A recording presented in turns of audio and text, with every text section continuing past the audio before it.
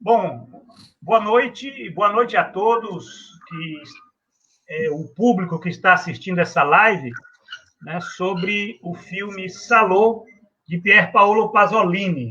Né? É mais um filme que nós discutimos pelo projeto Tela Crítica, né, nesta conjuntura pandêmica. Então, isso aqui é um exercício de reflexão intelectual, política, utilizando o cinema, né? Aquilo que o cinema conseguiu produzir de melhor para pensar o nosso tempo histórico.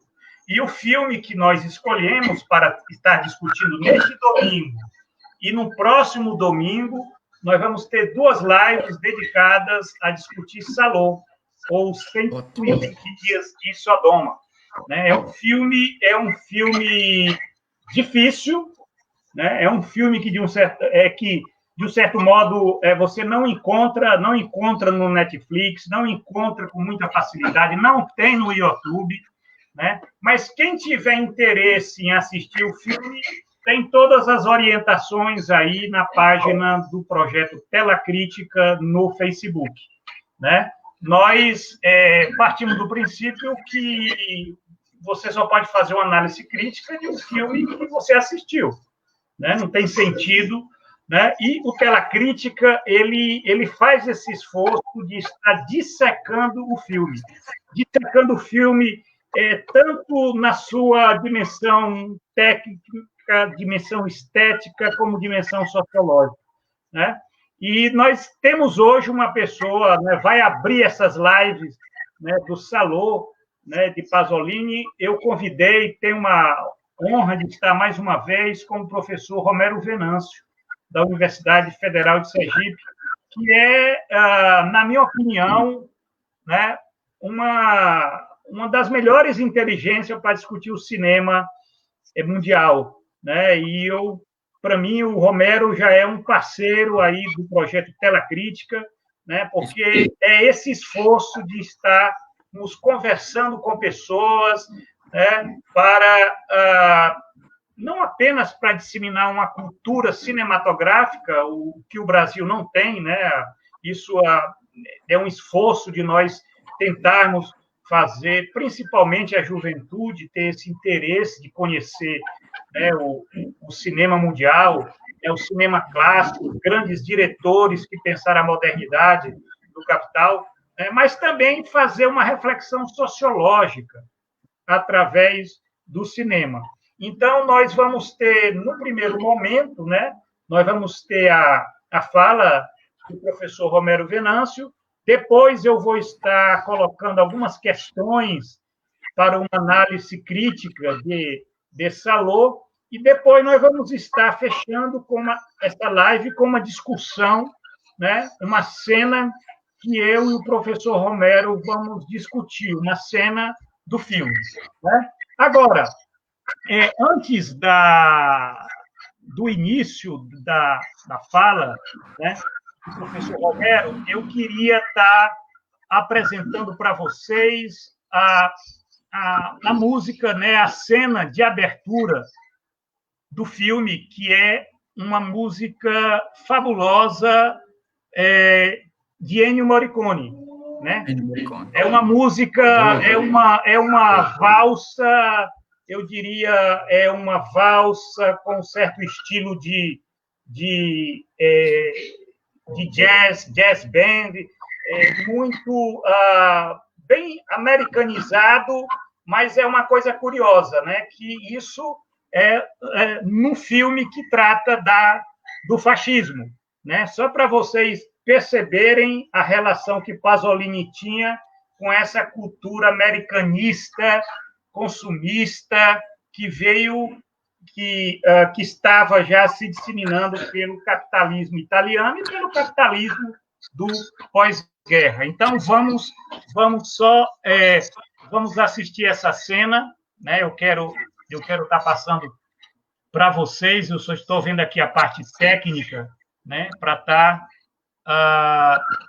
nós vemos essa cena, que é uma cena de uma abertura muito singela para tratar de um filme que tem um impacto tremendo em termos de críticas da sociedade do capital, da forma como o capitalismo estava se desenvolvendo, já numa situação de crise, né?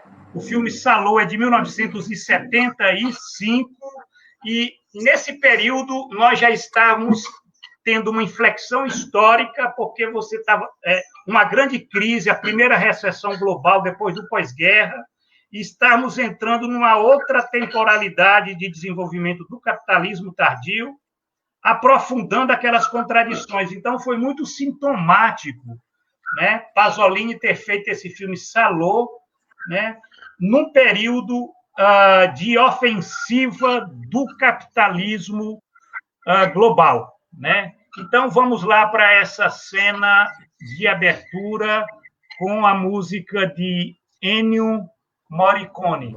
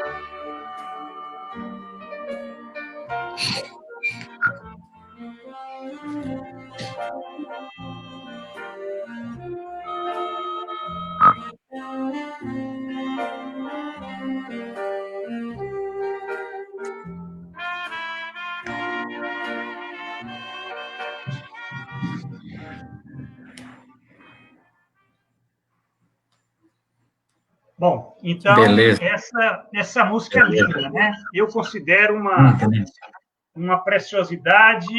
Agora, Romero, antes de passar a palavra para você, porque o público deve estar muito curioso para ouvi-lo falar de Pasolini, eu queria pensar, esse filme eu já assisti várias vezes, mas nessa última vez, já numa situação aqui de pandemia, eu fui acompanhando de forma muito detida algumas cenas, diálogos e fotografia, né, a própria construção narrativa. É um filme muito rico, né? Ele é complexo porque ele é rico. E aquelas cenas mais fortes que todos nós ficamos, vamos dizer, chocados, na verdade, elas têm uma riqueza muito grande de significado que a gente possa estar tirando, né? E é um dos filmes, eu diria, mais eruditos do cinema, porque eu acho que nessa época Pasolini chegou à sua forma suprema, não é verdade? Infelizmente, né, 4 meses depois, como você contou para mim, ele foi assassinado em Roma, né? Então, a vida tem dessas coisas, né? O cara produz um filme desse e sofre, é trucidado por fascistas em Roma, no período onde o capitalismo já estava fazendo uma tremenda reação política, militar, geopolítica, tecnológica, enfim. Era o período da ofensiva capitalista, porque o sistema já estava numa crise, e ela ia se prolongar e ela ia dar no neoliberalismo, ela ia dar no fascismo. Então, quer dizer, se nós formos verificar esse filme, né, ele tem uma atualidade muito forte, porque ele está tratando lá do germe, da origem dessa merda que nós estamos vendo hoje em 2020. Né? E o Brasil, eu diria, claro, que o Brasil é muito pior do que essa louca, mas vai ser uma oportunidade para estar discutindo isso. Eu, sem mais delongas, vou passar a palavra para o professor Romero Venâncio e depois eu volto a comentar algumas cenas e voltamos a discutir. Perfeito. Romero, por mais uma vez estar conosco. É isso, ótimo. Prazer estar aqui. Boa noite a todos e todas. Boa noite, professor Giovanni. Boa noite a todos e todas que acompanham a Telecrítica. De fato, eu fico inquieto com esse filme. Acho que o professor Giovanni já demonstrou que também fica inquieto. Eu acho que a ideia de Giovanni colocar a música de Ennio Morricone, saudoso, né? Há 2 semanas atrás falecia, saudoso Ennio Morricone, já grande compositor do cinema, talvez o maior compositor do cinema, o grande nome das composições do cinema, né? Essa música de Ennio Morricone, ela foi ótima, Giovanni, colocar, porque dá a ideia de que apazigua um pouco, né? É uma valsa, é uma música muito bonita, uma melodia absolutamente extraordinária, não é? Para um filme que, na verdade, não tem nada de melodioso no sentido de Ennio Morricone. Então, até isso, o Pasolini é extraordinário. Mas, olha, antes de entrar no filme, eu tenho uma leitura do filme, mas eu queria falar um pouco sobre Pasolini e fazer algumas recomendações para quem tem interesse aqui de conhecer melhor a vida de Pasolini, a obra de Pasolini, etc. Por exemplo, eu queria começar indicando esse livro de René Secat, que é um escritor e tradutor francês, é o grande tradutor francês de Pasolini na França, não é? É o tradutor francês, obviamente, é da França. E ele escreve uma espécie de biografia de Pasolini. Eu, pessoalmente, acho uma das melhores que temos em língua portuguesa, gosto muito, né? E gosto demais do trabalho da professora Maria Bethânia Amoroso, brasileira, tal, paulista, Maria Bethânia Amoroso, que escreveu essa biografia pela antiga editora Kozak Naif, não temos mais. Eu nem sei se esse livro foi reeditado, né? Porque a editora, ela fechou, a editora Kozak Naif. Mas é uma belíssima introdução, com um conjunto de fotos muito interessante, inclusive a contracapa traz essa foto de Pasolini no Japão, é muito interessante. E eu recomendaria um filme sobre Pasolini, tem vários, mas tem uma ficção que eu gostei muito, que é de um italiano que mora nos Estados Unidos, o Abel Ferrara, o famoso Abel Ferrara. Ferrara fez uma cinebiografia de Pasolini, em ficção, em que teve o ator Willem Dafoe como o personagem principal. Eu gosto muito desse filme, digamos assim, pega exatamente o momento em que Pasolini está produzindo Saló e é assassinado. Então, na verdade, os últimos dias, os últimos anos, não é, da vida de Pasolini, da vida trágica de Pasolini. Então, eu gosto muito, né? Veja, Pasolini, Pier Paolo Pasolini nasceu em 22, morreu, foi assassinado em 75. Só por aí nós tiramos uma coisa: ele nasce no mesmo ano que ascende o fascismo na Itália, Mussolini, etc. Pasolini viveu, no mínimo, metade da sua vida sob o fascismo, quase metade da sua vida sob o fascismo. Então, já saiba de uma coisa: Pasolini, ele é um antifascista desde muito jovem, desde adolescente. Tem um caso na sua juventude, denúncia de um padre de um padre fascista, né, que denunciou uma confissão dele, e que basicamente ele foi expulso da região da Friuli, que é a região dele, não é, e acabou em Roma. Pasolini morou em favela. Agora, Pasolini tem 3 facetas que eu diria que resume bem o que é esse grande cineasta italiano. Eu acho que a primeira faceta de Pasolini, talvez a mais importante, é o poeta. Pasolini foi poeta a vida toda. Isso, a poesia, apesar de não ser o seu ganha-pão, mas a poesia foi o seu ganha-vida.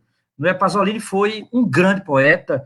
Nós temos em português agora, nós temos dá para ter uma ideia do que é a poesia de Pasolini nessa obra aqui, organizada por Maurício Santana e Alfonso Berardinelli. Alfonso Berardinelli é um crítico italiano, Maurício Santana é um crítico brasileiro e é o tradutor, não é, para o português.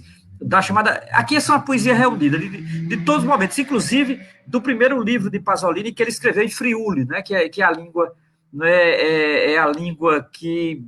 A língua de origem de Pasolini é o Friuli, né? Pasolini conhecia o Friuli, Pasolini conhecia o italiano, e as primeiras poesias dele foram escritas em Friuli.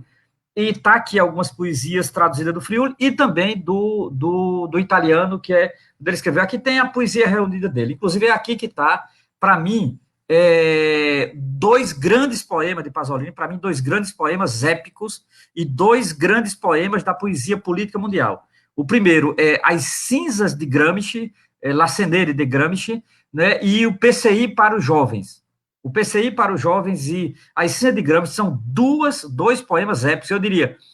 É até uma maneira de compreender a visão de mundo de Pasolini. Eu sempre que trabalho uma introdução à visão de mundo de Pasolini, eu gosto de começar com esses 2 poemas, As Cinzas de Gramsci e o PCI para os Jovens, né? Então, assim, Pasolini foi um poeta importantíssimo. Segundo Berardinelli, ele foi um poeta que mesclou elementos modernos, contemporâneos, da tradição vanguardista da poesia moderna europeia com a tradição. Pasolini sempre teve um pé na tradição. A questão do mito, a questão do sagrado, são temas absolutamente fundamentais na poesia, na literatura e no cinema de Pasolini. Pasolini era um homem muito vinculado ao mito, muito vinculado ao sagrado e muito vinculado a uma ideia de tradição, né? Isso é muito importante. Então, por exemplo, Pasolini era um profundo conhecedor da história da arte, conhecia o Renascimento como ninguém, adorava Piero della Francesca, era um homem muito, muito versado na pintura renascentista italiana e na literatura renascentista italiana, e, em particular, Dante Alighieri. Dante Alighieri acompanha a vida de Pasolini. Pasolini, em muitos momentos, é muito marcado pelo tipo de verso de Dante, né? Inclusive, a própria influência de Dante no último filme dele, que eu vou falar um pouquinho, né, dessa presença de Dante no Salò, os 120 dias de Sodoma, né? Então, veja, Pasolini, ele foi um grande poeta, né? E isso talvez, temos que começar com isso, porque a poesia marcou toda a vida de Pasolini. Mas Pasolini foi um grande escritor também, romancista, prosador. Ele juntou muito romance, prosa, crítica. Pasolini trabalhou um tempo em jornal, fez crítica para jornal. Pasolini mesclou muito a crítica e as intervenções, né, na sua vida pública, né? Então, assim, um dos últimos romances dele que ficou inacabado e que eu soube que agora está sendo traduzido no Brasil é Petróleo, né? É o último escrito romanesco de Pasolini e tal, mas Pasolini, ele também escreveu romance, então ele de certa forma faz parte da tradição moderna do romance italiano, né? Estudado por Berardinelli e estudado principalmente pela professora Maria Bethânia Amoroso aqui no Brasil. E Pasolini foi cineasta, né? Tardiamente, porque Pasolini, eu diria, pela idade dele, ele chega tardio no cinema, porque ele sempre se dedicou mais à literatura, à poesia, ao romance e aos escritos, né, literários dele, e estéticos, né? Pasolini foi um grande crítico, eu recomendo ardorosamente, né, o trabalho dele sobre... ele escreveu um trabalho importantíssimo de crítica de cinema, né, que é o chamado Empirismo Herege. Eu adoro esse livro. A tradução, não temos uma tradução brasileira, essa tradução aqui é portuguesa, da editora Assírio Alvim, e é aqui que está o grande ensaio dele sobre cinema de poesia. Pasolini, ele foi muito original em criar categorias para entender o cinema. Uma delas foi cinema de poesia, uma categoria, e é uma categoria importante, né? Então, Pasolini, ele é uma figura importantíssima no cinema, mas ele chega tardiamente, em que sentido? Ele teve uma aproximação com Fellini, ele chegou a trabalhar como roteirista, inclusive, se eu não me engano, no filme que eu adoro, de Fellini, Noite de Cabiria, ele ajudou em Noite de Cabiria, né?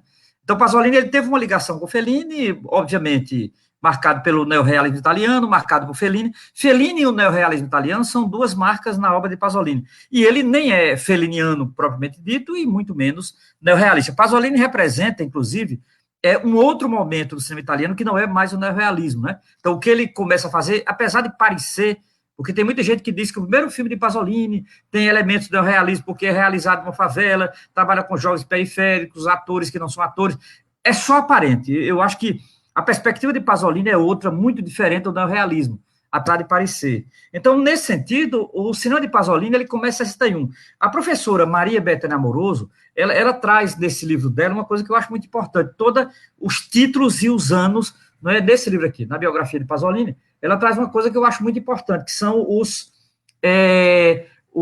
filmes de Pasolini. Eu acho que é importante aí ter esse roteiro. Imediatamente eu entro em Salò, tá certo? Então, tenham só um pouquinho de paciência. Eu acho importante a gente saber, não é que, por exemplo, Salò é o fim.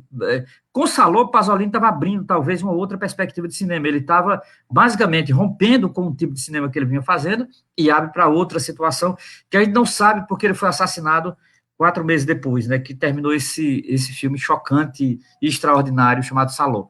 Então, veja, segundo Maria Bethânia Amoroso, ela fez um roteiro aqui muito bom. Por exemplo, Pasolini começa a filmar em 1961 com um filme que eu recomendo sempre, o primeiro filme de Pasolini chamado A Catone, que no Brasil foi traduzido como Desajuste Social, mas essa tradução não é de Pasolini, foi a tradução brasileira, né? Originalmente o filme é A Catone, porque A Catone é o nome de um personagem, que é um personagem periférico, é um personagem de um subúrbio, quase favela, daquela Roma dos anos 60, um personagem pobre que vive de pequenos furtos, de bicos, digamos assim, é o típico personagem pós-neorrealismo italiano, já é aquele personagem que vive, não é, as primeiras tragédias da concentração de renda na Itália, do pós-guerra, pós-plano Marshall, e principalmente do conflito de classe sempre eminente naquela Itália do final dos anos 50 e início dos anos 60. Né?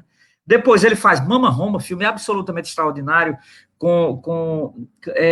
eu diria, aquele filme de grande virada de Pasolini. É onde Pasolini mostra que ele não é mais neorrealista. Pasolini, de fato, faz um cinema que ele chama de poesia, e, acima de tudo, um cinema muito, muito marcado pela ideia de poetizar o real. Né? Mama Roma é uma prostituta, então Pasolini se encontra com a prostituta, com a personagem de Anna Magnani. Anna Magnani é a primeira vez que ela trabalha com Pasolini, o primeiro filme dela, maravilhosa tal. Depois ele faz La Ricota, que é um episódio pequeno, que faz parte de uma coletânea maior. Era muito comum naquele período você ter um filme, um longa, com 4 curtas, de 4 diretores diferentes. A Itália teve muito isso, Pasolini participou de 2 ou 3 projetos nessa linha, né? La Ricota, L'Arabia, também desse projeto. Depois ele faz um documentário, puta merda, eu adoro esse documentário, adoro. É um documentário na passagem ali de 63 para 64, chamado Comício de Amor. Pasolini, e isso é importante para a leitura que nós vamos fazer de Salò. Pasolini sempre teve uma relação muito forte com a juventude, né?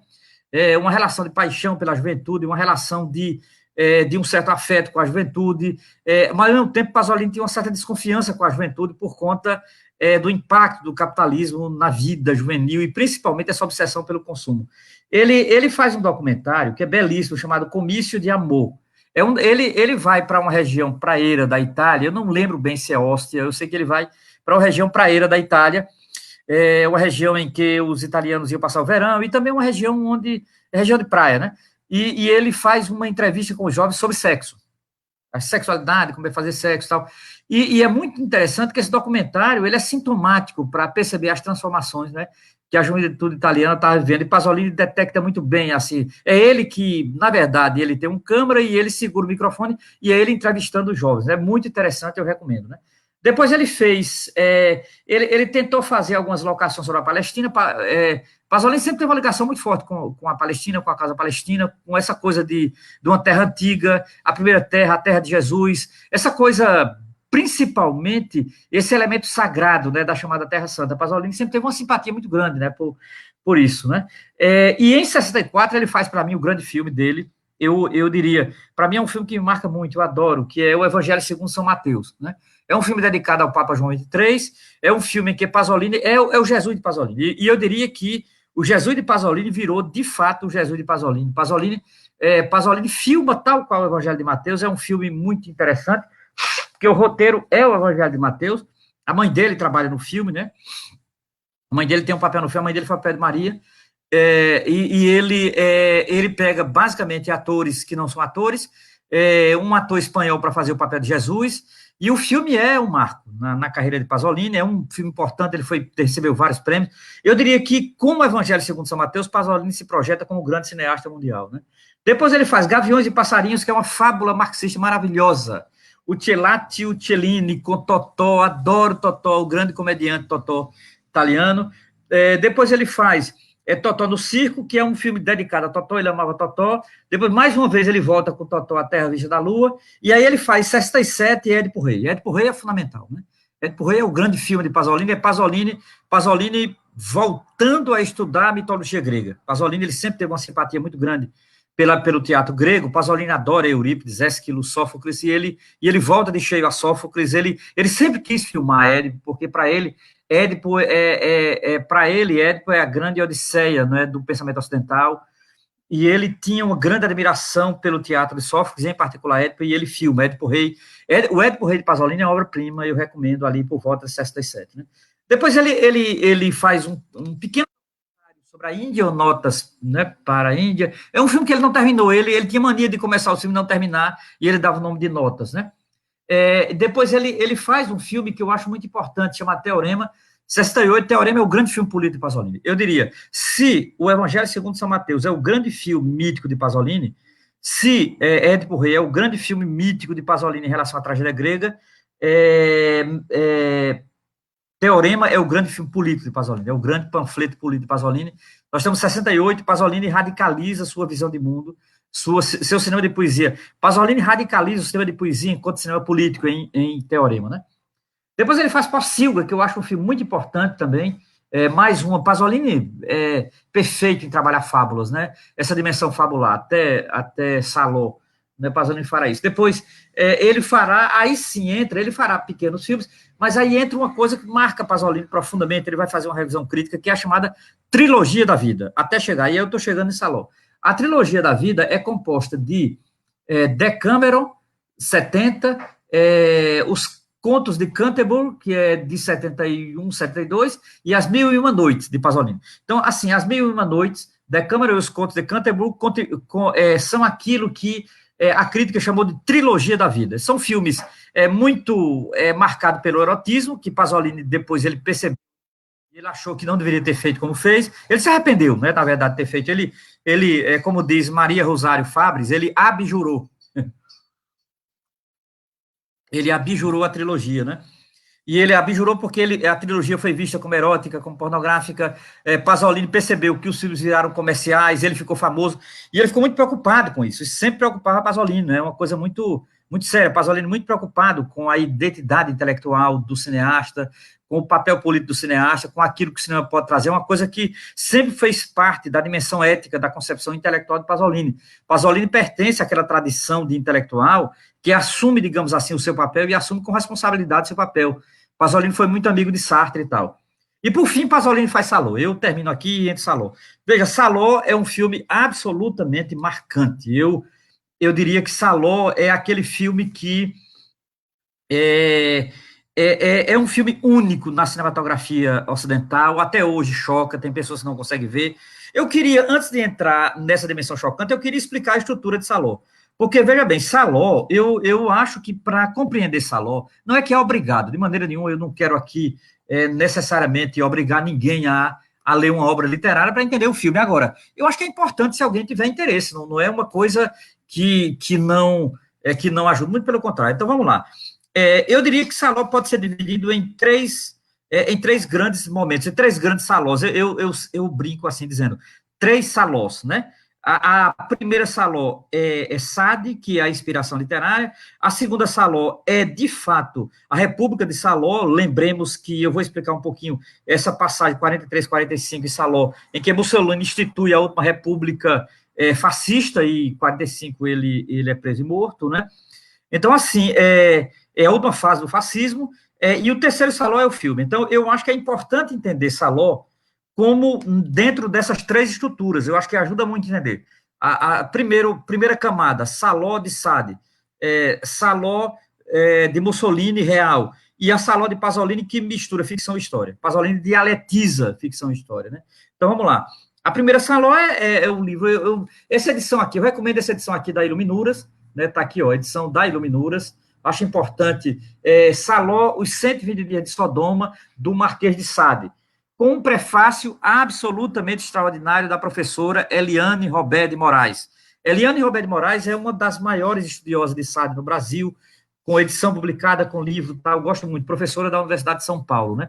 Eu vou ler apenas um parágrafo do livro de Eliane Robert para você saber onde Pasolini se situou e como ele se situou e o que ele tirou de Sade, né, para fazer o seu Saló. Diz a professora Eliane Robert de Moraes: 120 dias, 600 paixões, 4 meses de libertinagem, 4 classes de vícios, cada dia 5 modalidades, somando 150 por mês, significa dizer 150 perversões por mês. Para dar conta dessas cifras, uma comitiva formada por 46 pessoas, distribuídas em 8 categorias distintas, das quais 7 pertencem à classe dos súditos, 8 meninos, 8 meninas e 8 fudedores, 4 criadas e 6 cozinheiras, 4 esposas, 4 narradoras. Por fim, na classe dos senhores, os 4 libertinos que sempre merecem designação individualizada. Significa dizer, são os 4 nomes que têm designação individualizada, que têm nomes. Então, quem são esses 4? Curval, Doucet, Blangy e o Bispo. Na verdade, são 4 categorias de poder. Sade não era ingênuo, né? Aqui tem o magistrado, aqui tem o poder da igreja, o poder do direito, o poder político e o poder tradicional. Então, são 4 formas de poder que Sade descreve. Veja, esse resumo de Eliane Robert dá a entender 2 coisas que eu acho fundamental. Primeiro, Sade matematizou a libertinagem. Significa dizer, ele queria ritualizar em 4 meses de maneira cronometrada. Tudo que você imaginar, para se ter uma ideia, eram em torno de 600 descrições do que ele chama de paixões libertinas. Sade numerou 600 paixões, e elas iam ser vividas durante 4 meses, né? Agora, de maneira ritualizada, matematizável e, acima de tudo, altamente opressora, né? Significa dizer, aqui o sexo ele é sinônimo de opressão. Não há uma pessoa que se excita com esse livro de Sade tem algum problema, porque esse livro não é para excitação, muito pelo contrário, é para criar uma certa repulsa. Eu vou usar até um termo que é um título de o título de um livro, né? É um título de um filme, né? Repulsa ao sexo, né? Então, assim, esse livro é muito mais para ter repulsa e não necessariamente achar que pode sentir prazer, né? No fundo, eu acho que era a pretensão de Sade, eu acho que a Eliane vai um pouco por essa linha. Então, veja, o livro do final do século XVIII de Sade, que é um pouco antes da Revolução Francesa, ele tem uma coisa que eu acho fundamental, né? Que é o seguinte, ele foi escrito num contexto de fome e epidemias e de crise da monarquia, né? Um desses, Luís XIV, já estava no fim já estava, digamos assim, às vésperas da Revolução, então os pobres vivendo uma situação de tragédia, e o que é que faz Sade? E aí eu acho genial, por isso que é importante a gente não se prender nos palavrões de Marquês de Sade, mas se prender principalmente, para além dos palavrões, na estrutura política desse romance, porque esse romance de Sade, Os 120 Dias de Sodoma, não é um romance sexual, ele é, acima de tudo, um romance político. Porque ele quer mostrar, diante de uma crise em que se está em pandemia e fome, as 4 classes de poder se aproveitam da miséria do povo para sediciar o povo, para, na verdade, se tornarem absolutamente mais sádicos. Inclusive, sádico é uma palavra que vem do Marquês de Sade, né? Então, é um romance, o romance, o Saló, não é Saló, na verdade, é Sodoma, ou 120 de Sodoma, ou os 120 de Sodoma, Sodoma ou a escola de libertinagem, né, de Marquês de Sade, né? Então, literalmente, seria os 120 de Sodoma ou a escola de libertinagem do Marquês de Sade, né? Então, esse livro é o que eu chamo de a Saló de Sade. Por quê? Porque é ambientado também no espaço fechado, né? Então, o primeiro Saló é o Saló de Sade, que é exatamente os 120 de Sodoma. O segundo Saló, aí é histórica, ela de fato aconteceu. Para se ter uma ideia, o fascismo entra em crise ali por volta de 42, 43, Mussolini chega a ser preso, e é bom deixar claro, ele é solto por Hitler. Hitler, quando ocupa a Itália, ali por volta de 43, a primeira coisa que faz é soltar Mussolini. E entrega a ele Salò. Ele transforma Salò, que é a região sul da Itália, ele transforma numa espécie de república. Ele cria a República de Salò, que é a República Fascista, né, de Salò e tal. De fato, algumas coisas que vão acontecer no filme, Pasolini tinha notícias que aconteceu, na verdade. É a última fase do fascismo. A última fase do fascismo, ela é muito cruel, para mais do que o fascismo já foi. Ela é brutal e Pasolini descobre, a partir de estudos de jornal e de historiografia, que ela foi profundamente sádica. Sádica. Mussolini e esse fascista italiano eram profundamente sádicos. Esses velhos pornográficos, esses velhos doentes, esses velhos terríveis, né, que herdaram essa maldita República de Salò e essa última fase do fascismo, né? Então, Pasolini ficou profundamente impactado quando leu, em alguns historiadores e em jornais, o que foi a República de Salò de 43 a 45, esses 2 anos de profundo sadismo, de dominação cruel, totalitária, absurda, violenta. Foram assassinados muitos camponeses e camponesas, né? E essa visceralidade fascista em sua última fase, né? Parece que tudo em sua última fase é muito cruel, né? E o fascismo não foi diferente. Então, Pasolini ficou profundamente impactado com isso. Então, você imagine, a cabeça de Pasolini ali por volta de 1974 para 75. Ele estava, primeiro, numa profunda crise com relação aos filmes anteriores que ele tinha feito, principalmente a trilogia da vida, numa crise profunda, porque os filmes tinham tido apelo comercial, apelo sexual, e principalmente os filmes tinham se tornado, digamos assim, meio que modinha, né, entre uma certa juventude e tal. Então, Pasolini já ficou meio traumatizado com isso. Segundo, Pasolini tinha lido sobre a República de Salò, e o que foi no país dele, na Itália, né, os últimos domínios cruéis de Mussolini.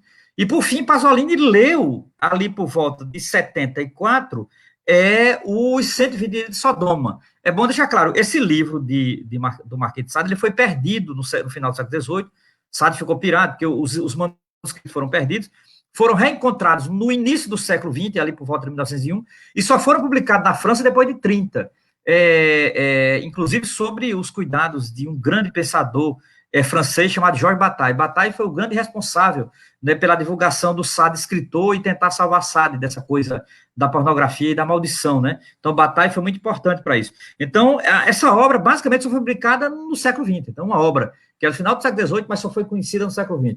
Pasolini conheceu a obra, Pasolini lia em francês, conheceu a obra, leu a obra, ficou impactado com a obra, muito impactado, e resolveu chupar dela uma estrutura para o roteiro. E aí vem o terceiro Salò, a terceira Salò, que é a Salò de Pasolini, né? Então, eu diria 2 coisas iniciais. Salò de Pasolini agora, e eu já me encaminho para o final, né? A estrutura, ela vem de Sade, então o roteiro é de Sade, né? Mas com a pitada de Dante. Veja que Pasolini absolutamente magistral. Eu acho isso fabuloso. Pasolini consegue casar de maneira dialética e sem reduzir um ao outro, Sade e Dante, né? É tão provável que a estrutura, vamos lá, a estrutura do Salò de Pasolini começa com um pré-inferno, um inferno, que é uma espécie de prólogo, né? E depois ele mantém os ciclos na linha do Marquês de Sade. Então, o ciclo das perversões, o ciclo da merda e o ciclo do sangue, né? Depois eu volto a isso, né? Veja, com isso, ele mantém também a estrutura dos 4 dominantes, só que ele muda o nome, né? O presidente, o jurista, o bispo e o duque. Puta merda, muito interessante isso. Pronto, aqui está armado, não é? A Salò de Pasolini, né? Então, ela tem uma estrutura roteirística em Sade, mas ela tem uma influência de Dante na forma do verso. Porque, no fundo, Pasolini nunca conseguiu se apartar da poesia. Tudo em Pasolini tinha uma dimensão poética, mesmo a crueldade, mesmo a tragédia, mesmo a dor, mesmo o sexo frio e calculista tinha uma dimensão poética, né? Pasolini faz disso. Agora, eu vejo, né? E aí veja, esse prólogo é um pouco para explicar, né, aquilo que vai acontecer no filme, né? É um pouco a trama dos 4, o presidente, o jurista, o bispo e o duque, que eles vão fazer. Eles entram numa casa com pronto, a foto tá aí, ótima foto, valeu, Giovanni, isso mesmo, são essa foto, né? O presidente, o jurista, o bispo e o duque. Tá aí. É muito interessante porque são 4 perversos e, observem, são 4 poderes também. Pasolini é muito esperto. O presidente está ligado a um tipo de poder político que é de um certo liberalismo que tá tomando conta da Itália. O jurista é todo o poder judiciário, O bispo, obviamente, está na Itália, é o poder católico, não tem como, né? E o duque é a tradição, né? Daquela monarquia que, na verdade, basicamente caiu depois de 45. Então, Pasolini, ele monta uma estrutura de poder na Itália. Então, veja, aqueles que acham que Salò é apenas um filme sobre sexo, sangue, sobre coisas nojentas, é uma pena, porque, de fato, há coisa nojenta no filme. Agora, o nojento não é o central no filme. O filme é sobre o poder. Então, eu vou dizer a minha posição sobre o filme. O filme, na verdade, é uma fábula sobre uma dominação fascista absoluta. Se você reparar, o filme se passa todo numa casa fechada, de portas absolutamente tradicionais, um prédio claramente decadente, de portas enormes, de tradição antiga, com uma dominação absoluta de um presidente, um jurista, um bispo e um duque, uma guarda armada claramente fascista,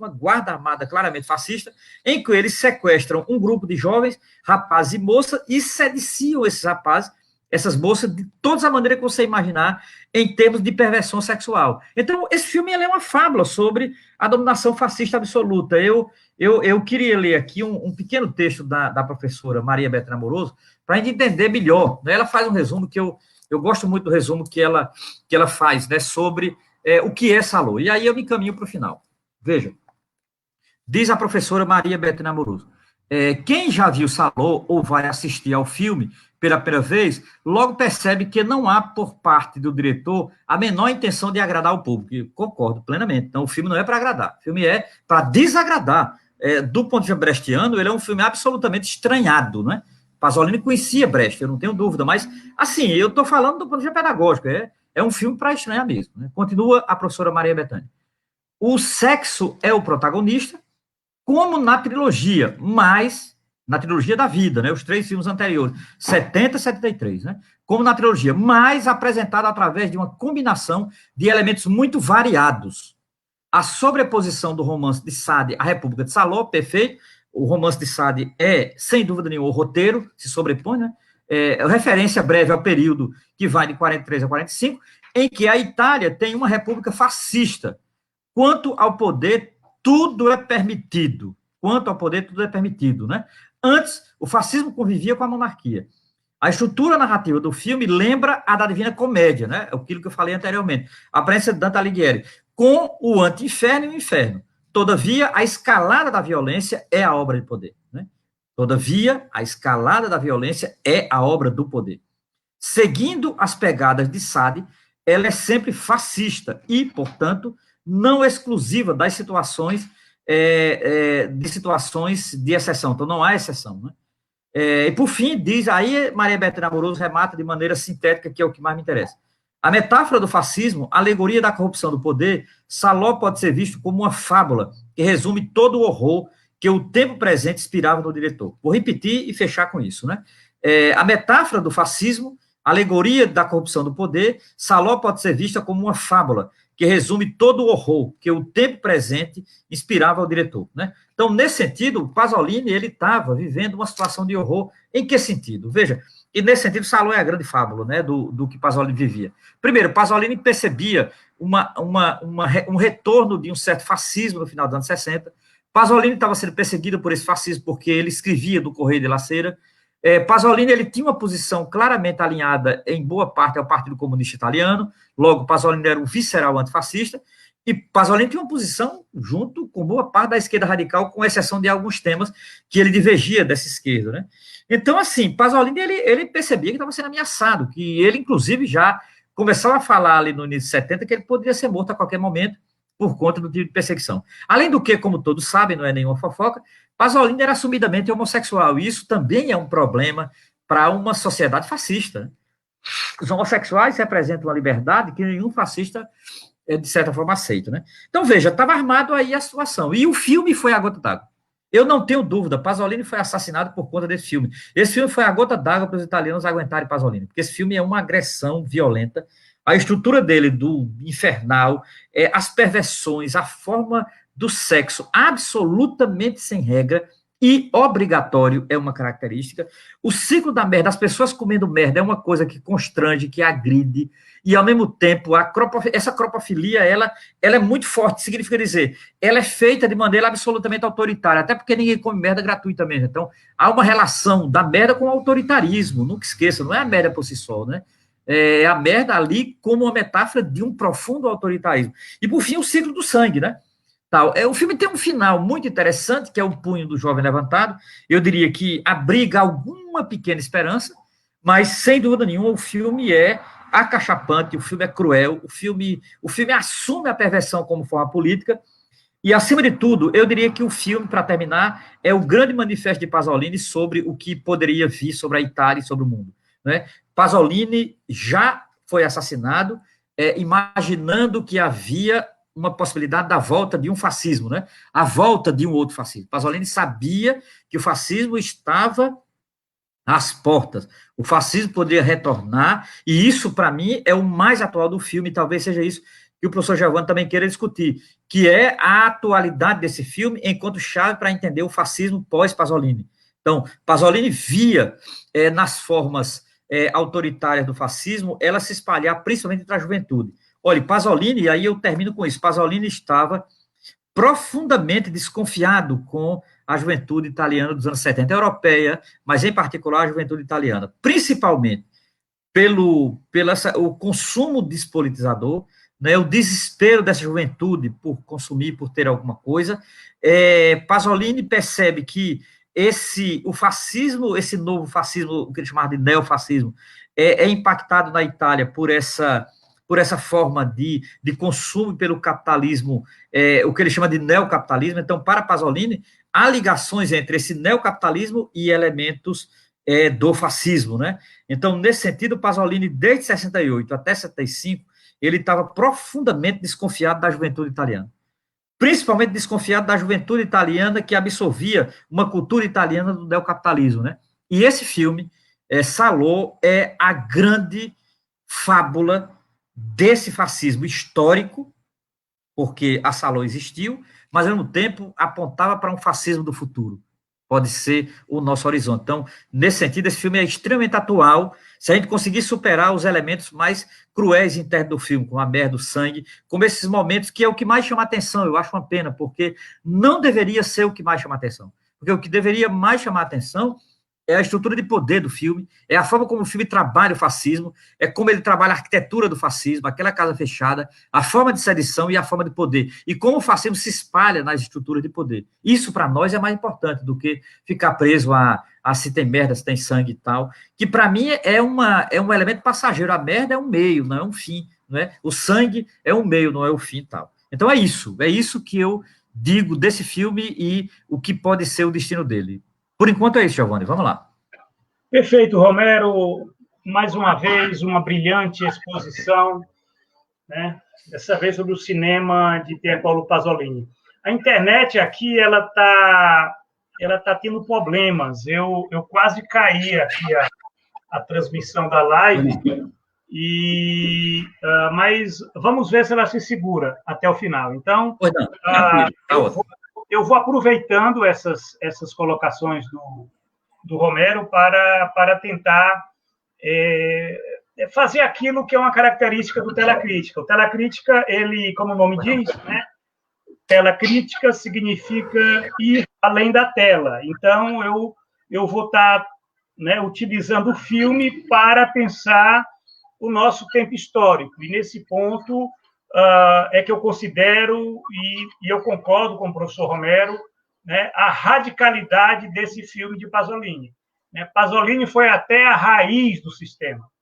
E um sistema que estava no seu processo de desenvolvimento crítico, né, uma crise estrutural do capital. Né? Esse é um período que, de um certo modo, começa a se organizar uma nova forma sociometabólica do capital. Né? E é interessante que o filme ele tem uma estrutura, e nisso eu também concordo com o Romero, ele tem uma estrutura sobre o poder do capital. Agora, o poder como sendo um processo de formação. Você tem uma estrutura lógica no filme de Pasolini, que é uma estrutura dialética. Né? A questão da gênese e desenvolvimento, né? A questão da formação, a questão de que, no primeiro momento, tem a antessala do inferno. Então, nesse primeiro momento do filme, Pasolini ele quis organizar os elementos de preparação daquele ritual fascista, porque o fascismo ele não é um raio no céu azul. Essa ideia que achar que o fascismo ele é um meteoro que vem, não é. O fascismo ele é produto de um processo de desenvolvimento da crise do capital. E é um desenvolvimento complexo. Né? Tanto eu estava pensando agora, você falando, eu estava pensando no filme do Bergman, Ingmar Bergman, O Ovo da Serpente. Sim, perfeito, perfeito. Foi que pariu o ovo. Né? Em que período, como é que se deu esse processo de ovulação? Né? Então, quer dizer, você tem... o filme de Pasolini ele tem uma estrutura lógica que articula a gênese e o desenvolvimento. Começa com a antessala do inferno, depois ele entra nos círculos, como sendo uma etapa superior desse desenvolvimento, que é o ritual fascista, mas que tem os seus momentos. Tem um círculo das manias, da perversão, 1. Tem o círculo da merda, 2. E o círculo do sangue, o círculo da morte, 3, que ele fecha o filme. Né? E eu sempre digo, olha só o que é que o Pasolini está querendo nos alertar. Ele está querendo nos alertar que o sociometabolismo da barbárie ele é um processo cumulativo que vai dar não apenas em merda, mas vai dar na morte. Essa é a questão. Vejam bem, aí eu não sei se o Romero concorda, mas os jovens, os personagens oprimidos do filme, eles consentem com os fascistas. Isso é uma coisa curiosa. A guarda pretoriana dos fascistas são jovens. Tem certas cenas que aquelas vítimas elas consentem com os algozes. Né? A questão do consentimento, que eu que estudo estudo o mundo do trabalho, eu tenho discutido a captura da subjetividade, os consentimentos espúrios que nós fazemos, as concessões, né? Quer dizer, esse processo de acúmulo que Pasolini vai dizer, olha, é o círculo da perversão, a perversão ela leva a uma merda e uma merda que vai dar sangue. Se nós formos verificar, foi isso que aconteceu, por exemplo, nos Estados Unidos. Fala-se em Trump, Donald Trump. Mas quem é que estava antes de Trump? Obama. Foi Obama que fez merda. Se está dando sangue, é porque antes do Trump, você já tinha uma merda. E uma perversão, porque o capitalismo global, ele é pervertido. Só que é uma processualidade onde a perversão ela dá nas fezes.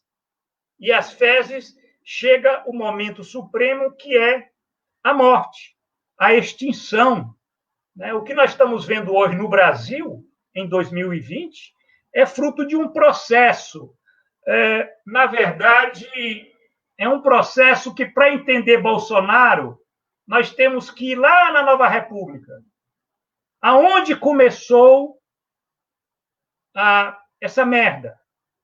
Nova República, Constituição de 1988, todo aquele processo que foi acumulado e, de um certo modo, foi consentido. Né? O PT consentiu, a esquerda, os movimentos sociais. A coisa foi se acumulando, enfim. Então, esse é o primeiro momento. Pasolini nos apresenta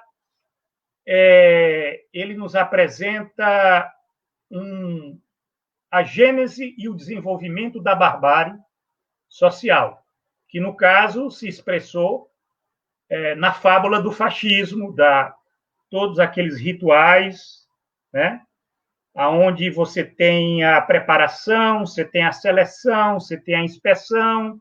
É todo um processo científico, se nós formos verificar, né? A base da organização do ritual fascista é científica, é uma organização científica da experimentação empírica, inclusive.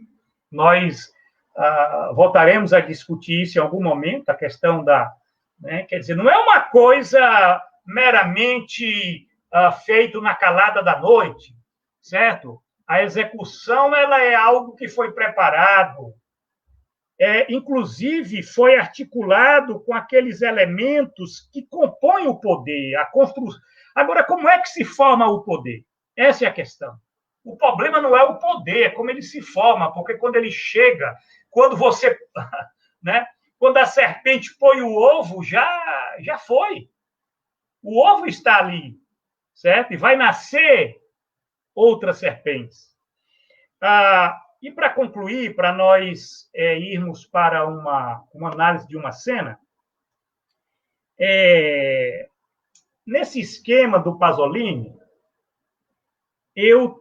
a partir da lógica do filme, da lógica dialética, né, de Salot, que tem uma lógica dialética, é isso que eu estou tentando enfatizar. Você tem a gênese e tem um desenvolvimento do processo do sociometabolismo da barbárie, né? Nós podemos pensar também o desenvolvimento do capitalismo global. Se eu falo que o capitalismo global ele é a forma histórica do poder do capital nessa etapa de desenvolvimento da civilização, nós vamos entender como é que, em que momento é a antessala do inferno. A antessala do inferno, ela se dá no período de transição para o capitalismo global, que é um período que é onde você tem lá 1980 a 1990. Você tem Reagan, você tem Thatcher, você tem todos aqueles elementos da ofensiva neoliberal do capital.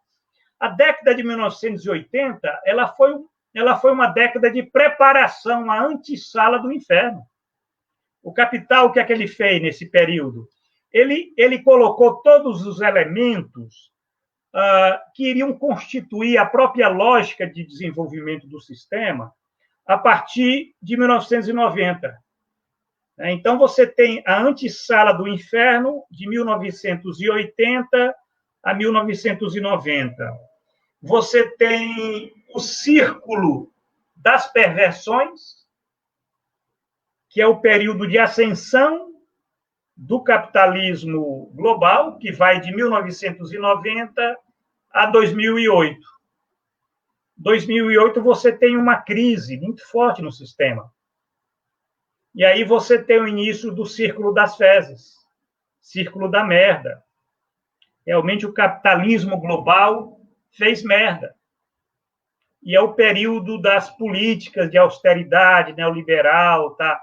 De crise da democracia liberal, né? E isso vai dar em que esse círculo da merda?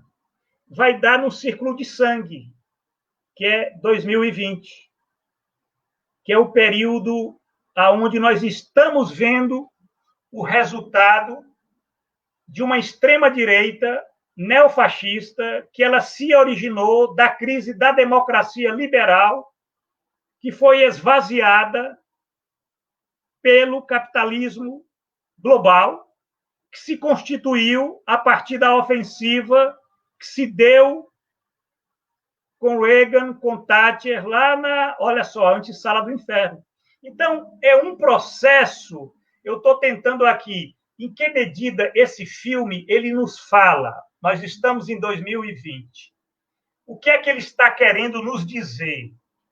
Que nós já chegamos no círculo de sangue. Isso é um alerta, porque, na verdade, não é brincadeira. Não foi um processo. Bolsonaro não foi um meteoro. Né? Bolsonaro, o que é que ele foi? Ele foi produto de toda essa falácia que foi a Nova República.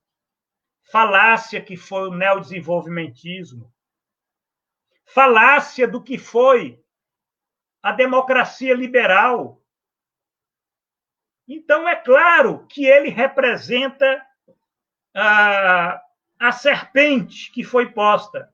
Foi posta por quem?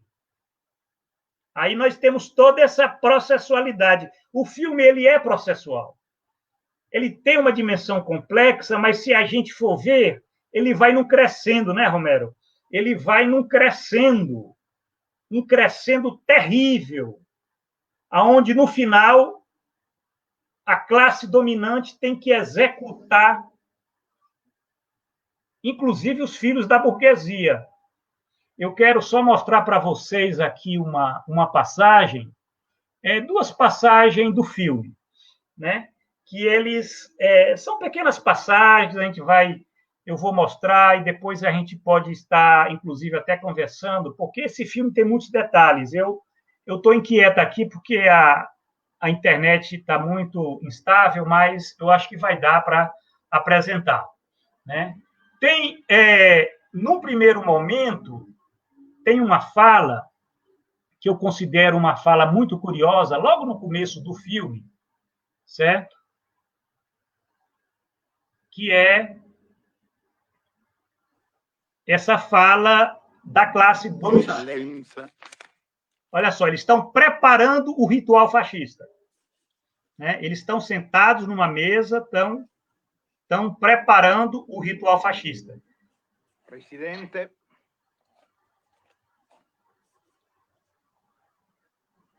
Estão quase que assinando um contrato. Monsignore.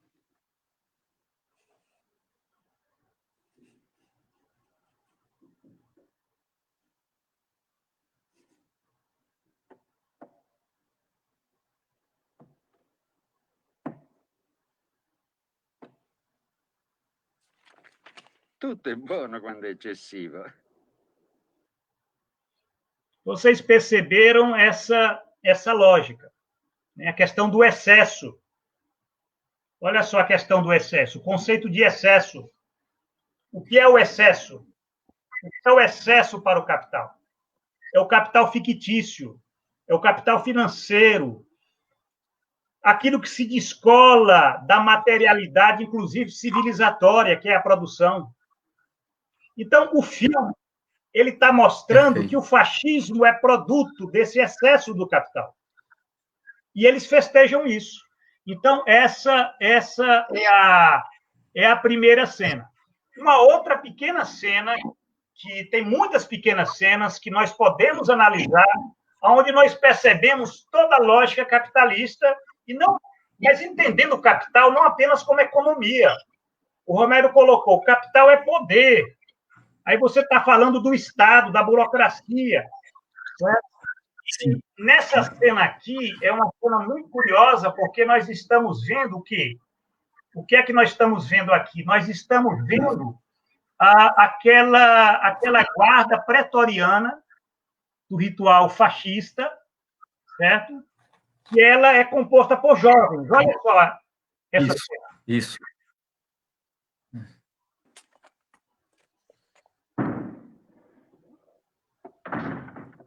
Essa é a guarda pretoriana do ritual fascista. Um jovem cospe na cara de uma das vítimas.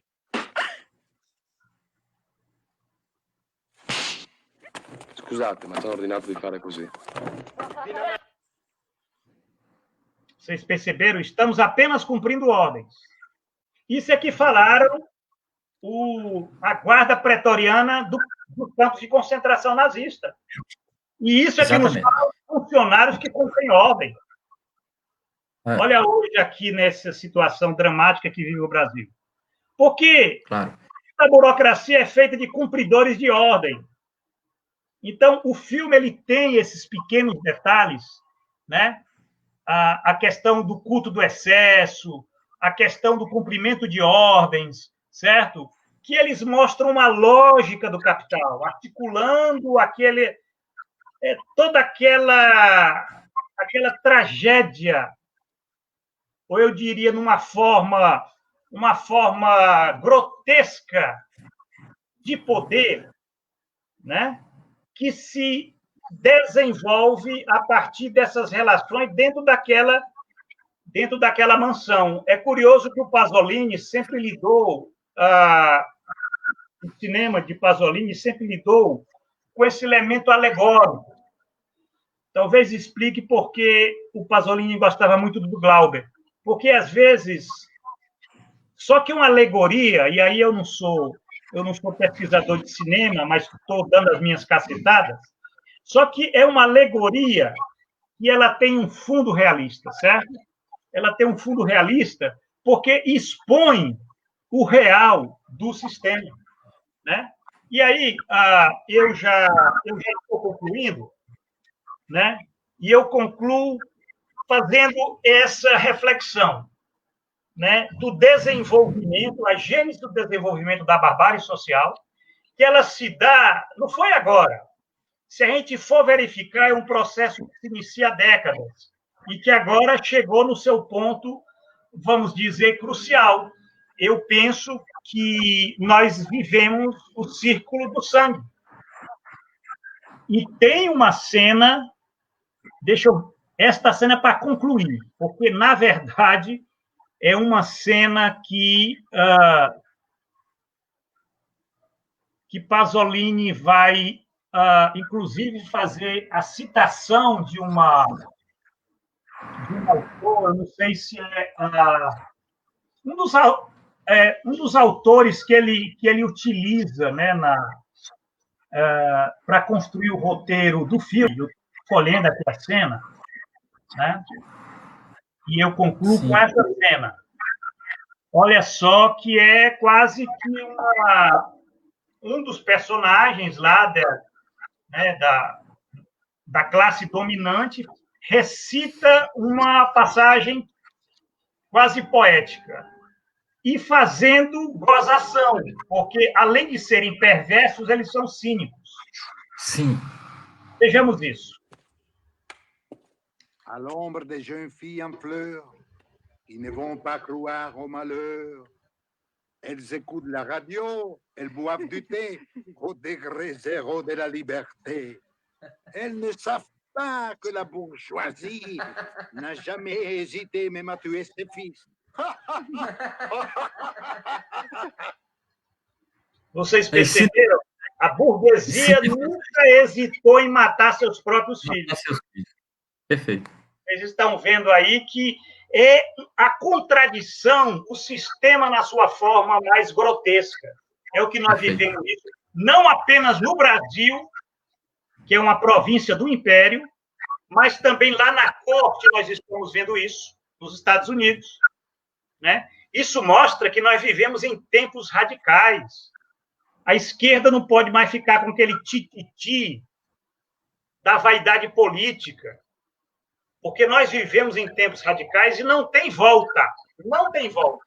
Não vamos querer achar que vamos voltar para Dilma, voltar para Lula, voltar para a democratização e a nova república.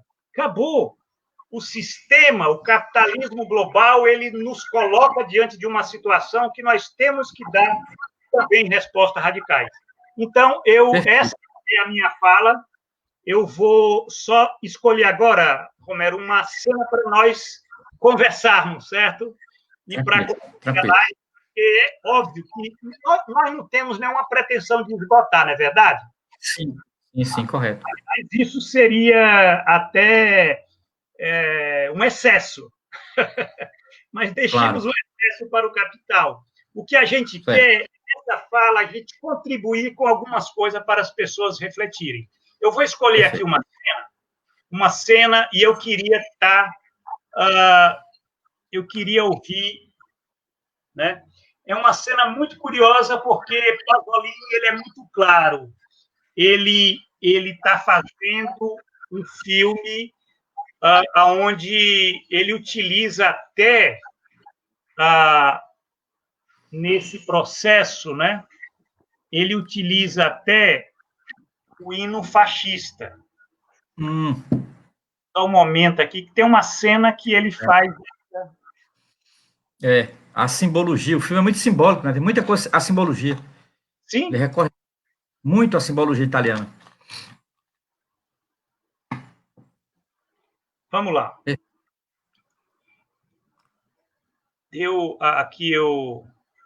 Hoje a máquina não está contribuindo, só um pouco de paciência enquanto está processando aqui a cena.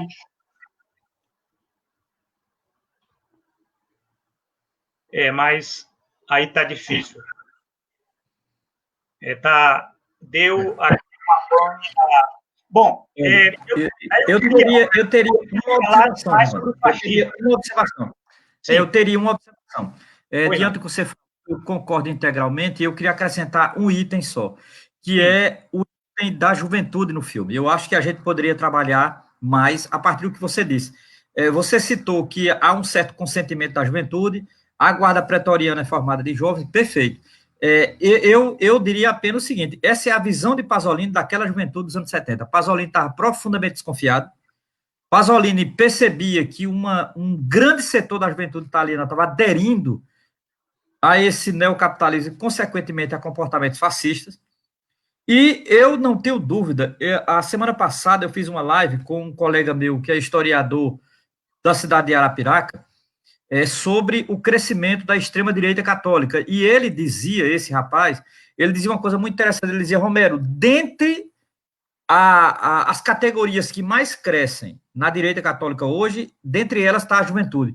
A juventude é quem mais procura essa extrema-direita, esse comportamento fascista, essa simbologia fascista, esses rituais fascistas e tal. Então, assim, há uma ligação muito forte, não é? E isso é que é o mais cruel de tudo, com uma certa juventude e uma certa simpatia com essa extrema-direita, com essa cultura fascista. Então, assim, por exemplo, está voltando do Brasil o integralismo a partir de jovens. A presença de uma extrema-direita católica de jovens, né? Uma extrema-direita neopentecostal de jovens. Então, assim, práticas políticas autoritárias a partir de uma certa juventude. As redes sociais estão, digamos assim, espalhadas desse tipo de juventude conservadora, de juventude proto-fascista, etc. Então, assim, se é uma das coisas visionária de Pasolini, é a visão que ele tinha da juventude. E ele escreveu sobre isso. Veja, isso não só está no filme Salò. Desde o final dos anos 60, Pasolini vinha escrevendo sobre a juventude. Inclusive, ele tem um poema famoso chamado O PCI para os Jovens, em que ele critica o comportamento da juventude. Então, assim, Pasolini tinha uma ligação com a juventude em termos críticos, pelo menos desde quando ele fez o filme Comício de Amor, ali por volta de 63. Ele fez um filme que é um documentário sobre essas práticas sexuais entre a juventude italiana nos anos 60. Então, assim, ele, desde o início dos anos 60, ele vem tematizando a juventude. Os seus filmes aparecem protagonistas jovens, como, por exemplo, Teorema e Pocilga, vão aparecer jovens. Então, assim, Pasolini tem uma ligação que aí, eu diria, merece até um capítulo à parte, né? Esse comentário que você fez sobre a juventude Salò, que eu concordo plenamente. Então, essa relação entre juventude e fascismo é um tema muito atual para o mundo contemporâneo, né? E Pasolini, ele, de certa forma, deu sua contribuição. É isso, inicialmente é isso. Eu tô com um problema aqui na máquina, então isso mostra que, de um certo modo, não vai estar normal a transmissão e ela pode até cair, mas eu não sei se você está me ouvindo. Está ouvindo, né, Romero?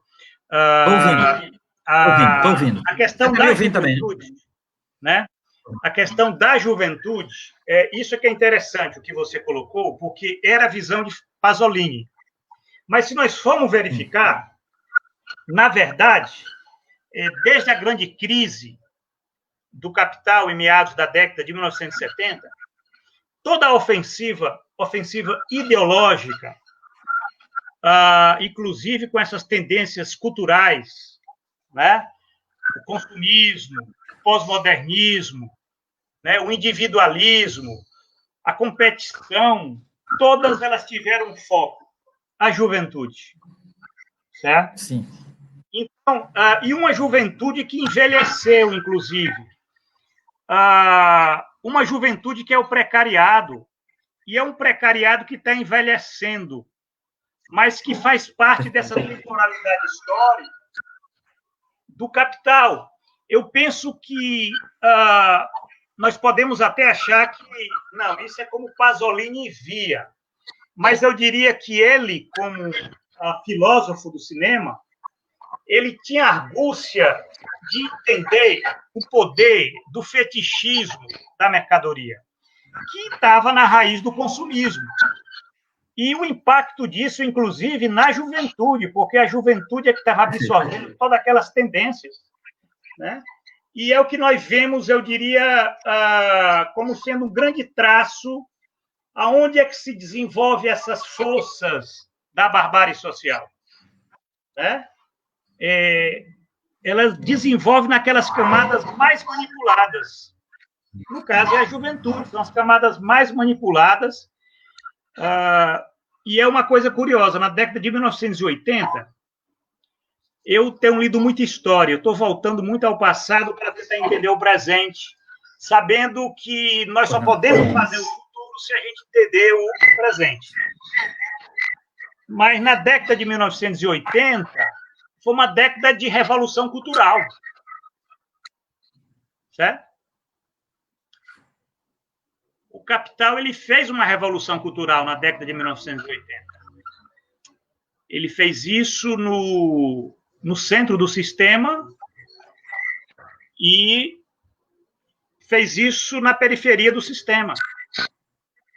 Essa revolução cultural, ela foi a revolução, por exemplo, do pós-modernismo, a revolução do consumismo, a revolução dos valores neoliberais, que, de um certo modo, chegaram no Brasil de forma tardia, mas chegaram na década de 1990, governo Collor, né, FHC, né, e eu não vi nenhum movimento para trabalhar isso, né, para fazer uma contraofensiva ideológica nos governos Lula e Dilma. Foram governos importantes que adotaram políticas de crescimento, de desenvolvimento e inclusão social, mas desprezaram a luta ideológica. E o que nós vemos hoje é uma juventude que nasceu imbuída da meritocracia, imbuída da ideologia das competências, né, imbuída da teologia da prosperidade, se nós formos falar os mais pobres. Né? Perfeito. Então, eu penso que nesse ponto aí, Pasolini foi pioneiro. Ele, na verdade, ele via a juventude italiana apodrecendo com o consumismo, que a Itália, ela, na década de 1960, isso foi a década do boom capitalista, expansão, e ele era de uma geração que tinha consciência do mundo, né? Que era uma geração que você já colocou muito bem, na Segunda Guerra Mundial resistiu, lutou contra o fascismo, certo? Construiu o PCI, né? Tinha uma consciência coletiva, tinha um valor, né? E ele estava vendo que o americanismo era um cavalo de Troia, né? Assim como o próprio Gramsci, ele percebeu isso ao escrever Americanismo e Fordismo. Mas é depois do pós-guerra que nós... Né? E eu diria até que o que o Pasolini faz é a prova dos 9 de americanismo e fordismo. Sim, sim. É uma coisa trágica, mas é verdade. Tanto que nós sabemos no que é que deu a democracia italiana, né? Corrompida. E dizem até que quem mandou matar Pasolini era porque ele estava desvelando as teias da corrupção do Estado italiano. Sim. Fascistas tinham as suas razões, mas os liberais também. Então, eu penso que é isso. Você gostaria meu amigo. Dar mais alguma coisa? Eu diria só uma coisa. Acho que você levantou um tema que é um tema que mereceria toda uma live posterior, no outro momento, que é a relação Pasolini e Gramsci. Pasolini é profundamente gramsciano. Há uma foto linda dele, diante do túmulo de Gramsci. Ele foi visitar o túmulo de Gramsci em Roma. Linda essa foto ficou histórica. Porque a partir dessa visita ao túmulo de Gramsci, ali no início dos anos 70, ele escreveu um dos seus mais bonitos poemas de sua coleção, que é As Cinzas de Gramsci, Le Cendere de Gramsci. Então, eu gosto muito desse poema. Esse poema é um lanço da Itália, e é um poema histórico, porque Pasolini ele tinha uma veia épica maravilhosa, né? Então, ele faz um poema que tem estrutura épica, e que, de certa forma, ele narra um pouco o que foi, digamos assim, a dimensão visionária de Gramsci, e onde a Itália chegou. Na verdade, o poema também poderia ser a tragédia de Gramsci. Se não fosse a cinza de Gramsci, poderia ser a tragédia de Gramsci. Pasolini respeitava muito Gramsci, Pasolini conheceu o Palmiro Togliatti. Então, assim, eu acho muito interessante, mas aí ficaria para um outro momento. Eu acho bem lembrado essa relação. Isso é interessante. Até porque o Tela Crítica, ele só quer expor a problemática para depois nós desenvolvermos. Romero, deixa eu só te fazer uma pergunta, aproveitando a oportunidade, nós já estamos chegando no final. Você é um estudioso não só do cinema, mas tem dado, inclusive, cursos sobre o fascismo, o neofascismo. Sim. Fascismo e religião. Principalmente a relação com a religião. Fascismo e religião. Que é um tema que tem me interessado muito, eu tenho trabalhado e pesquisado nessa linha. Principalmente o fascismo e religião, em particular o catolicismo, né? Essas novas formas de fascismo no catolicismo. Você verificou numa das salas lá da mansão, onde ocorre toda esse ritual fascista? Porque eu estou aqui falando com a máquina já totalmente congelada tudo. Aqui enfim, mas está dando para ouvir, eu estou conseguindo te ouvir. Numa das salas da mansão tem um grande afresco de uma figura católica. Nesses detalhes, inclusive o Monsenhor, né? Um Monsenhor faz parte do ritual fascista. Né? Exatamente. Exatamente, que é o bispo. Exatamente, perfeito. Isso o bispo o bispo de Sade. É de uma subversão tremenda. Eu acho que esse é um dos filmes mais subversivos dele. Com certeza. Olha, todas as instituições da Itália ficaram revoltadas com esse filme. O Poder Judiciário, a Igreja Católica e os liberais odiaram esse filme. Esse filme foi proibido, ele passou 2 anos sem poder ser exibido na Itália. Para você ter uma ideia, o pós-Salò é muito interessante.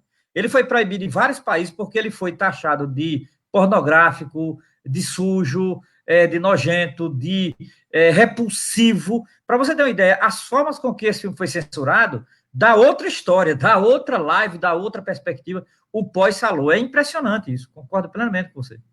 Com certeza, eu acho que é um filme instigante. Isso aqui é apenas uma primeira live de Salò.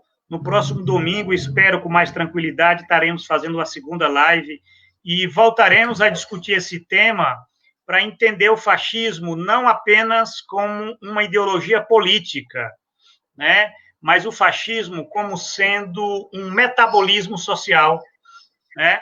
Perfeito. Isso mostra que se nós não fazermos a luta, a disputa na sociedade, com certeza isso só tende a se expandir em termos de consciência social.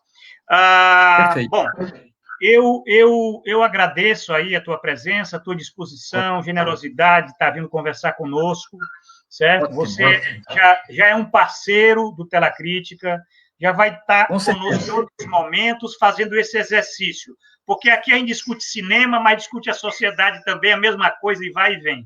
Fundamental. Muito obrigado também, Giovanni. Valeu demais. Eu agradeço vocês pela paciência. Desculpe os problemas técnicos, mas é conexão, é máquina, não sei o que deu. Mas eu espero contar com vocês aí no próximo domingo. Nós teremos novamente mais uma sessão do Tela Crítica e, quem sabe, em breve, nós teremos também novamente a presença do professor Romero Venâncio. Muito obrigado. Valeu. Boa noite a todos e todas, Giovanni. Grande abraço. Obrigado, até a próxima.